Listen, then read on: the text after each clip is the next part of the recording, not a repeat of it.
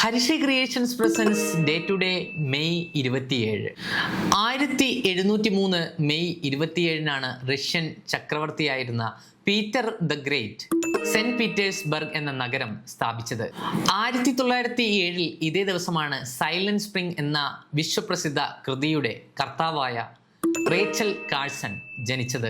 1947 ഇതേ ദിവസമാണ് PN പണിക്കരുടെ നേതൃത്വത്തിൽ തിരുവിതാംകൂർ ഗ്രന്ഥശാല സംഘം രൂപീകരിക്കപ്പെട്ടത്. 1964 മെയ് 27-നാണ് ഇന്ത്യയുടെ ആദ്യത്തെ പ്രധാനമന്ത്രിയായിരുന്ന ജവഹർലാൽ നെഹ്റു ഹൃദയ സ്തംഭനത്തെ തുടർന്ന് അന്തരിച്ചത്.